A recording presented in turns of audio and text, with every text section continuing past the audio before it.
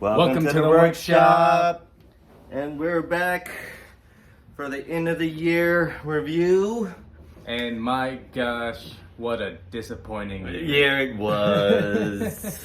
That's why you don't see us much anymore. I apologize, we haven't been back in quite a while. You know, we're always working too, so there's that.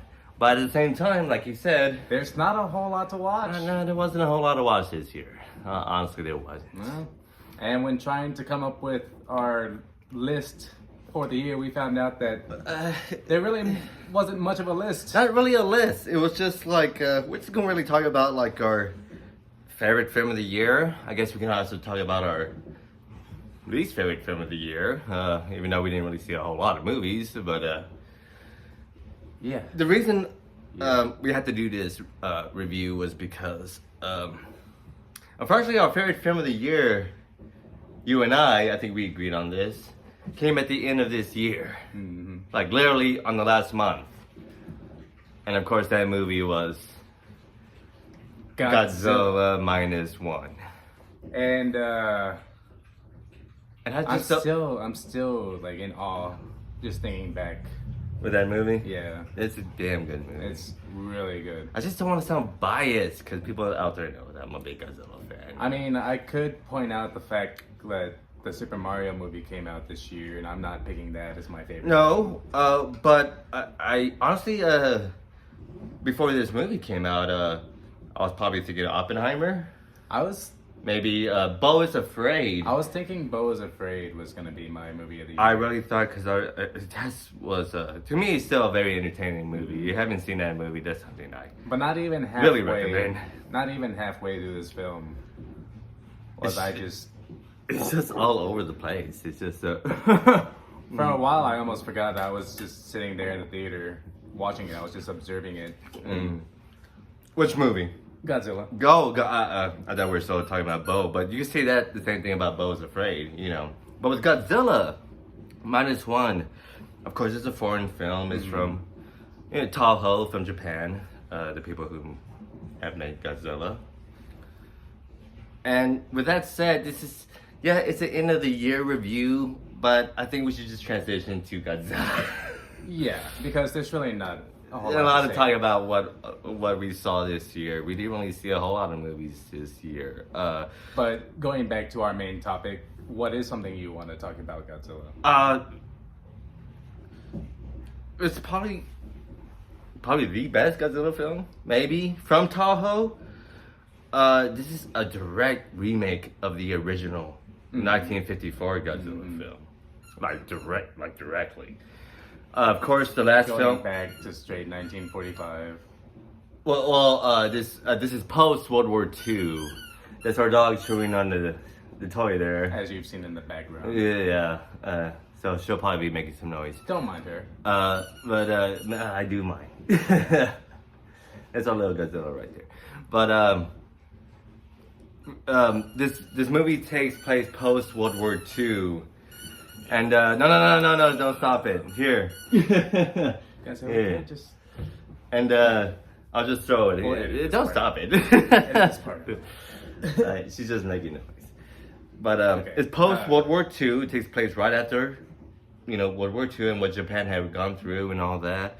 And it's the first time that we have seen a storyline with Godzilla doing that. Because of course the original takes place in 1954.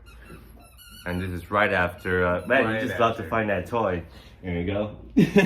Just right after World War II. Yes. And the aftermath of the veterans and everyone coming home and just seeing the aftermath of But the bombs. it revolves around this kamikaze pilot who Our didn't main character, who didn't Shishino. do his job. He was kind of a coward. He ran away from his duty. He had claimed that his plane had malfunctioned and he had to land a on detour. Yeah, a detour. Of course, the mechanic in the film finds out that you're full of it. And this happens on an island where you see Godzilla for the first time. And in And this of film, course, the irony of trying to run away and having that happened to such you. disaster follow you anyway. But like the first time you see Godzilla in this film, he's small. Well, compared to Godzilla's size, he's small. He's like a T-Rex. Yeah, exactly. Yeah. He's basically the size of a T-Rex. He's a monstrous animal. And that's Not how he even really an describes animal. him. He's just a freaking he like, you know what, Jose? What this movie does well is that you know, being a big Godzilla fan, there are times when I see Godzilla, I'm just like, I hope nothing really happens to him. Like nothing really bad happens to him. You just feel like this remorse for the character. Right. In this film, It he was totally- an asshole. It I totally wanted switches around. You feel so much for the human the characters. in the humans film. in this movie is amazing. And you want them to take out Godzilla. Oh yes, I was like, man,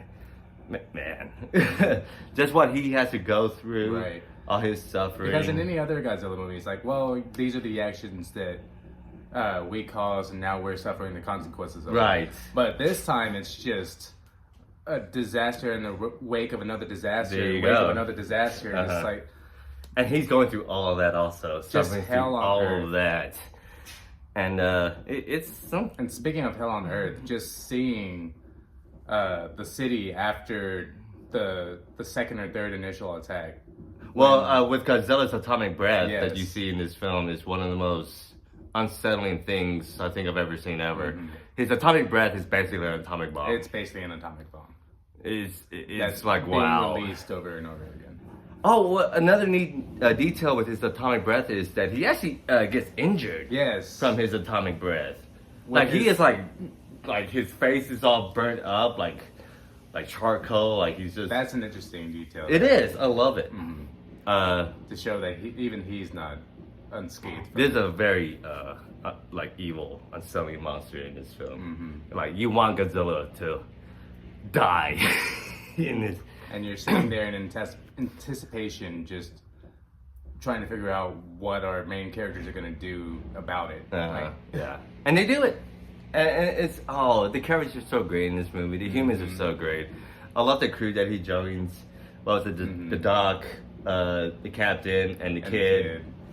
And they all just- have their just payoffs. Everyone in this movie have their payoffs. Mhm. They really do. They do everything right in this movie. It's a And- foreign film. and It is. And Godzilla. Yeah. Just everything about it.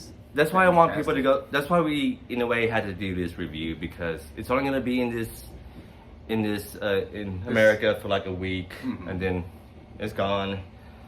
And trying to like do like the end of the review for like what we liked this year just happened to be this movie. Mhm. So Nothing else could compare. no, Not at all. I agreed. I agree.